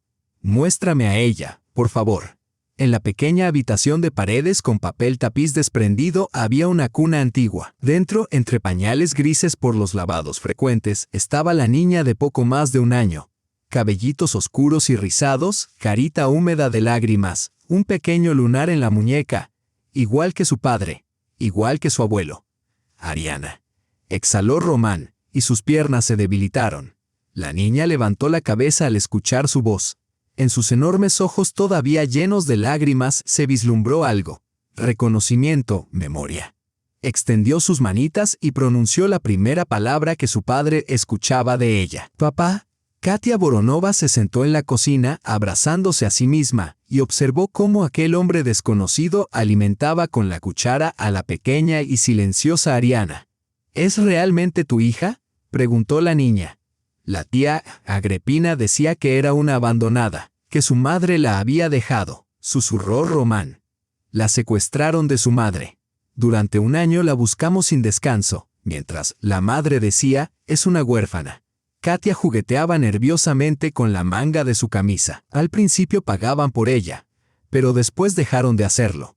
Papá quería enviarla al orfanato, pero yo no lo permití. Se acostumbró a ella. Guardó silencio, observando sus manos ásperas y agrietadas, manos que no correspondían a su edad. Yo la cuidé bien, murmuró la niña con fervor. De verdad. La alimenté, la bañé, PASE con acento agudo con ella. Le cosía juguetes de trapo, le leía cuentos. Tengo un libro con ilustraciones, quedó de mi abuela. Román miraba a aquella adolescente, obligada a asumir el papel de madre para un niño que no era suyo, y sintió como un nudo se le formaba en la garganta. Eres increíble, Katia, dijo con delicadeza, tocando suavemente su hombro. Salvaste a mi hija. Nunca lo olvidaré. Ella levantó la cabeza, sus ojos se llenaron de lágrimas. ¿Se la llevarán completamente? Sí, asintió Román. Debe estar con su familia. ¿Puedo? ¿Puedo ir a verla alguna vez? Su voz tembló apenas. ¿Solo para mirarla? Por supuesto, respondió él, sintiendo cómo algo se rompía y al mismo tiempo se recomponía dentro de él. Siempre serás una invitada bienvenida en nuestra casa. Katia.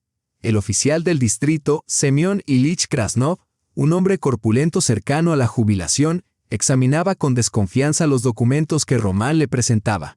Entonces, fue un secuestro, murmuró. Y están involucrados un detective privado y un oligarca. Parece una película. Nada más. Necesito protección para mi hija, insistió Román. Y una investigación oficial. Tengo todas las pruebas, certificados de nacimiento, resultados de ADN, declaraciones de testigos, grabaciones de cámaras de vigilancia. Krasnov suspiró profundamente. ¿Eres consciente de a quién te enfrentas, Danilovich? Levitsky no es solo un hombre rico. Tiene conexiones en lo más alto, en el gobierno. Te aplastará como a una mosca. Ya lo he perdido todo, respondió Román con firmeza, excepto a mi hija y la verdad. Krasnov permaneció en silencio durante un largo rato, golpeando los dedos sobre la mesa, antes de alzar la cabeza. Hay un investigador en el centro regional, joven pero con principios. Puede que se haga cargo. El investigador de casos especiales, Víctor Andreyevich Korneev, resultó ser un hombre delgado, de unos 30 años, con mirada atenta y un gesto severo en la boca. La historia es interesante, dijo tras escuchar a Román, pero probar la implicación de Levitsky no será sencillo. Personas como él no dejan rastros. Tengo una grabación, dijo Román, sacando una memoria USB. Es de la última conversación en su despacho cuando prácticamente confesó estar detrás del secuestro. Korneev alzó una ceja, sorprendido. ¿Grabó usted la conversación? Después de la desaparición de mi hija, registré todas las reuniones, respondió Román. Por precaución. El investigador reprodujo la grabación. La voz de Levitsky, levemente distorsionada por el micrófono pero perfectamente reconocible, llenó la sala. No he tocado a tu hija, pero sé quién lo hizo y puedo ayudar a encontrarla. Korneev detuvo la grabación. Evidencias circunstanciales. Un abogado experimentado las destruiría sin dificultad. Román colocó sobre la mesa otra memoria USB. Ignatiev, el detective que me ayudó a buscar a mi hija, instaló micrófonos en el despacho de Levitsky. Aquí está la conversación con los secuestradores. Luego sacó una tercera memoria. La última conversación antes de la muerte de Evelina. Korneev frunció el ceño. Comprende que obtener información de esa manera es ilegal. Lo interrumpió Román. Sí, pero estaba desesperado y dispuesto a asumir las consecuencias después de que Levitsky responda por el secuestro de mi hija y la muerte de la suya. Korneev lo observó largo rato y finalmente asintió. Revisaré las grabaciones, pero no prometo nada. La última grabación resultó ser la más aterradora. La conversación de Boris Levitsky con su hija, pocas horas antes de la muerte de Evelina. «Papá, ¿es cierto lo que encontré en tu caja fuerte?», preguntaba ella. «Los documentos sobre el puente, sobre los padres de Román». «Evelina, no lo entiendes». «Sí lo entiendo», interrumpió ella. «Los incriminaste. Sabías que los materiales eran defectuosos y callaste. Luego echaste la culpa a ellos cuando el puente se derrumbó. Murieron personas. Papá, los padres de Román murieron. Era solo negocio. Los años 90, todos hacían lo mismo. Y ahora has secuestrado a su hija, a tu propia nieta. ¿Cómo pudiste, papá? Quería devolvértelo, hacerte feliz», dijo él. «Me convertiste en cómplice de un crimen. Todo nuestro matrimonio fue mentira. Mi vida fue mentira». Se oyó el sonido del vidrio rompiéndose. Un grito: «Evelina, no, no toques las pastillas. Elia». Luego silencio. Solo respiración pesada. Korneev apagó la grabación. La oficina quedó sumida en un silencio absoluto, mortal. «No fue una sobredosis accidental», dijo Román en voz baja. «Ella descubrió la verdad sobre la muerte de mis padres, sobre la implicación de su padre en la tragedia del puente y no pudo soportarlo». Korneev asintió lentamente. «Ahora tenemos un móvil. Y las pruebas son suficientes para iniciar un proceso penal». El pueblo de Ivanovskoye se vaciaba poco a poco. De 200 casas apenas quedaban habitadas unas 40. Los jóvenes se marchaban a las ciudades, los ancianos morían, las viviendas se deterioraban. Pero en este mundo en decadencia, Román encontró inesperadamente una nueva vida. La antigua casa de los Berezín se transformaba lentamente, el techo reparado, los marcos recién pintados, el jardín despejado. En la antigua sala de estar, convertida ahora en habitación infantil, Ariana daba sus primeros pasos con seguridad, sujetándose de la mano de su padre. Katia Voronova venía casi a diario, ayudaba con la niña, contaba historias que inventaba ella misma. Román veía cómo la niña florecía, liberada del yugo de la pobreza y los escándalos de borrachos. Le ofreció quedarse para siempre, pero ella se negó. No podía abandonar a sus hermanos menores. Agripina Matveyevna se mudó con su hermana a la aldea vecina. No pudo soportar la vergüenza cuando todo el vecindario conoció su participación en la historia del niño. Cada semana llamaba el investigador Korneev, informando sobre las novedades del caso Levitsky. La investigación avanzaba lentamente. El acusado era demasiado influyente y muchos querían encubrir el escándalo. Pero el proceso seguía su curso, inexorable como el deslizamiento de un glaciar, y a finales del verano ocurrió algo inesperado. En el umbral de la casa Berezín apareció Kira con Maxim. «He visto las noticias», dijo, sin más saludo, refiriéndose al caso penal contra Levitsky y a la niña encontrada. Se encontraron frente a frente, dos personas separadas por un abismo de dolor, traición y secretos no contados. Pero entre ellos, tomados de la mano, estaban sus hijos, Maxim, ya crecido y serio, y Ariana, mirando con curiosidad a la mujer desconocida. «Mamá», pronunció de repente la niña y esa palabra rompió todas las barreras. Kira se arrodilló abriendo los brazos, y Ariana, tras un instante de vacilación, dio un paso hacia ellos, insegura pero sin miedo. Román las observaba, madre e hija reunidas tras una larga separación, y sentía cómo algo parecido a una oración de gratitud brotaba de su pecho. Su camino hacia la verdad aún no había concluido. Por delante les esperaban juicios, testimonios y disputas legales. Quizá nunca podrían regresar a la vida que conocían.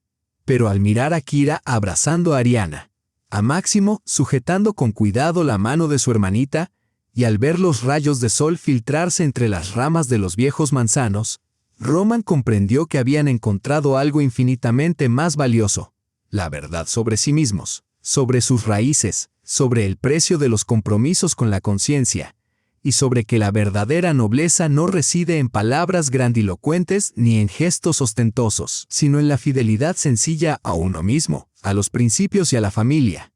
La sala del tribunal estaba en silencio. Último día del proceso que se había prolongado durante 9 meses. Boris Levitsky, envejecido y demacrado, con los ojos hundidos, se mantenía firme, agarrado al barandal de la zona de seguridad. Frente a él, Roman, agotado por las interminables audiencias, peritajes y contrainterrogatorios. Señor acusado, tiene derecho a sus últimas palabras.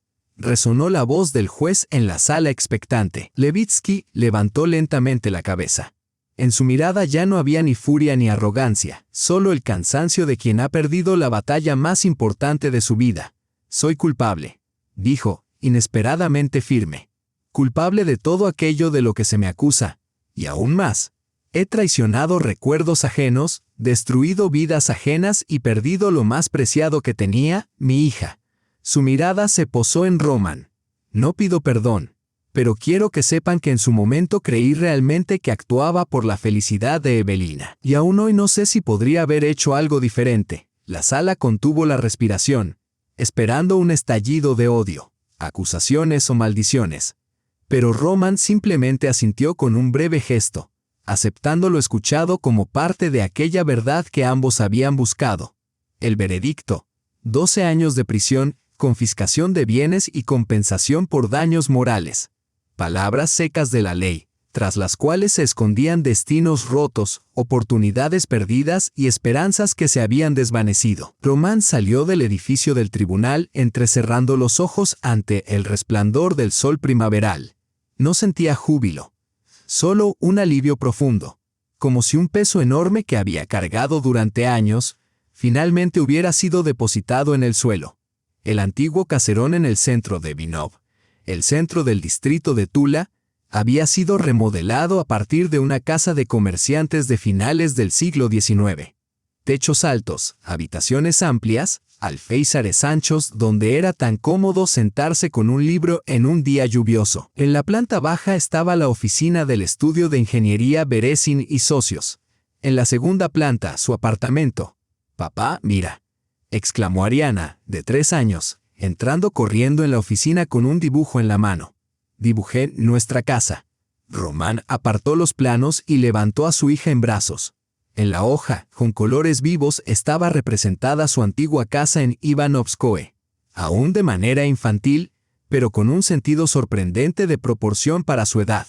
«Es un dibujo maravilloso», dijo él, besando la cabeza de Ariana. «Una auténtica obra maestra». «¿Qué es una obra maestra?», preguntó Ariana con seriedad, frunciendo el ceño. «Es cuando algo sale tan bien que todos los que lo ven quedan maravillados», explicó Roman. «Como tus puentes». Ariana se acercó a su mejilla con la suya, cálida. «La tía Masha dice, tus puentes son obras maestras». Roman sonrió. Masha Sokolova, su asistente y única socia en el estudio, tenía tendencia a exagerar. Su pequeña firma de ingeniería se especializaba en el diseño de puentes pequeños y cruces viales para áreas rurales. Nada grandioso, solo trabajo honesto y de calidad. Pero últimamente los pedidos habían aumentado gracias al Programa Estatal de Desarrollo de Infraestructura Rural. «Papá, ¿vamos hoy a la escuela de música?», tironeó a Ariana del cuello de su camisa. «Prometiste, ¿verdad?». «Sí, iremos», respondió Roman, mirando el reloj. «Aún tenemos 1 hora hasta la audición. Alcanzaremos a almorzar y a cambiarnos». Su hija se deslizó de sus piernas y corrió a su habitación para escoger un atuendo para el evento importante. Roman la siguió con la mirada y su corazón se llenó de ternura. Una pequeña copia de Kira, Los mismos ojos vivos, la misma barbilla obstinada, los mismos movimientos decididos, y un talento musical evidente desde la infancia. Podía reproducir cualquier melodía con total precisión apenas la escuchaba. Rara vez veían a Kira y a Maxim desde aquel día en Ivanovskoye, cuando madre e hija se reencontraron por primera vez. Solo intercambiaban cartas ocasionales y llamadas durante las festividades. Había demasiadas cosas sin decir entre ellos, y las heridas eran demasiado profundas. Cuando Roman recibió una postal con la invitación al concierto de fin de curso de la escuela de música, acompañada de una breve nota que decía: «Me alegraría verlos a ti y a Ariana», su corazón se saltó un latido. Durante todo un mes se preparó para ese encuentro, sin saber exactamente qué esperar. La antigua mansión de la escuela de música estaba cubierta de lilas en flor. Ariana, vestida con un vestido azul con cuello de encaje, sostenía firmemente la mano de su padre mientras observaba a los niños con sus estuches de violín y carpetas de partituras. «¿Estás nerviosa?», preguntó Roman, notando cómo su hija mordía el labio igual que solía hacer Kira en momentos de tensión. «Un poquito», confesó ella. «Y si no les gusto, inquietud infantil. Te van a adorar», dijo él con firmeza. Dentro, el ambiente olía a cera de piso, a parquet pulido y a algo indescriptible. La sala de conciertos estaba llena. Padres, abuelos, hermanos y hermanas menores. Todos en silencio. Se sentaron en la última fila. Ariana estiraba el cuello, observando el escenario con el piano. «Buenas tardes, queridos invitados», saludó una elegante mujer de mediana edad al subir al escenario. «Hoy les presentamos el concierto de fin de curso del departamento de piano. Abrirá la velada un alumno de tercer grado, Maxim Raevsky, con el vals en la menor de Frédéric Chopin». Roman se inclinó hacia adelante sin querer. Maxim apareció en el escenario, más crecido, con un traje formal y expresión seria. Hizo una reverencia, se sentó al piano, posó las manos sobre las teclas, y la música fluyó, ligera, etérea, con esa transparencia especial que solo transmite un sentimiento sincero. El niño tocaba balanceándose ligeramente al compás de la melodía, y su rostro irradiaba una alegría interior que hacía imposible apartar la vista. «Mamá», exclamó de repente Ariana, señalando hacia el escenario. Roman se estremeció. Detrás del piano, ligeramente a un lado, estaba Kira, vestida con un sobrio vestido azul oscuro y el cabello recogido en un sencillo moño. Ella acompañaba a su hijo, y en su rostro brillaba una sonrisa tierna, la misma que Roman había recordado durante todos esos años. Cuando la melodía terminó, el auditorio estalló en aplausos. Ariana aplaudía más fuerte que nadie, saltando en su asiento. «Yo también quiero tocar así», susurraba. «Papá, yo también quiero». Después del concierto, esperaron en el vestíbulo entre los espectadores que se dispersaban hacia sus casas. Ariana se movía inquieta, cambiando de pie en pie mientras jugueteaba con la manga de la chaqueta de su padre. Roman se volvió. Kira estaba a su lado, tan hermosa como en sus recuerdos, pero con una nueva profundidad en la mirada y apenas unas líneas de expresión en las comisuras de sus labios. «Hola». No sabía qué decir más. Todas las frases preparadas se habían esfumado de su mente. «Mamá». Ariana corrió hacia Kira y abrazó sus rodillas. Kira se agachó abrazando a su hija. «Aranchka, ya estás tan grande», su voz tembló un poco. «Una verdadera belleza. Quiero tocar el piano como lo hace Maxim», apresuró a decir la niña. «¿Puedo aprender contigo? Por favor, por favor». Kira levantó la mirada hacia Roman y en sus ojos brilló una pregunta silenciosa. «Si no te importa», dijo él en voz baja. «Claro que no me importa», sonrió ella. «Vengan mañana al ensayo». Entonces se acercó Maxim, sosteniendo un ramo de flores. «Hola», dijo, mirando a Roman con curiosidad y un leve recelo. «¿Viniste a escuchar el concierto y a conocer al mejor pianista de la ciudad?», respondió Roman con seriedad. El niño sonrió, abierta y sinceramente. «Todavía estoy aprendiendo», dijo. «Pero mamá dice que tengo posibilidades de entrar en el conservatorio si me esfuerzo». Extendió el ramo hacia Ariana. «Es para ti. Mamá dijo que vendrías hoy». La niña, sonrojándose, aceptó las flores. Entre los niños surgió de inmediato esa comprensión especial que a veces ocurre entre hermanos, incluso si no crecieron juntos. «Quizás cenamos juntos», propuso Román mirando a Kira. Se abrió un buen café en la ciudad, pero mejor vengan a casa, dijo ella inesperadamente. Prepararé algo casero. Los niños se conocieron mientras nosotros hablábamos. La pequeña casa en las afueras de Viniob, que Kira alquilaba desde hacía 3 años tras mudarse desde Siberia, era acogedora. La sala de estar contaba con un sofá gastado, estanterías hasta el techo y un viejo piano en la esquina. En las paredes colgaban dibujos de Maxim y fotografías y carteles de conciertos. Los niños pronto encontraron afinidad. Maxim le mostraba a Ariana sus libros de partituras y ella admiraba con entusiasmo sus medallas de concursos. Kira se ocupaba en la cocina, rechazando la oferta de ayuda de Román. Se llevan de maravilla, dijo mientras compartían una taza de té después de la cena, como si siempre se hubieran conocido. La sangre no engaña. Román observaba a los niños discutiendo animadamente sobre algo en la alfombra. Kira, no hace falta, dijo ella suavemente, tocando su mano. No intentemos revivir el pasado. Todos hemos cargado con demasiado dolor. Debo decirlo, insistió Román. Todo este tiempo he pensado en ustedes, en ti, en lo que podría haber perdido para siempre por mi cobardía y mis mentiras. Kira guardó silencio largo observando a los niños. Finalmente dijo, «Sabes, cuando supe de tu matrimonio doble, pensé que nunca podría perdonarte. Pero luego entendí que en la vida no hay blanco ni negro. Solo existen matices de gris y las decisiones que tomamos cada día». Miró a Román.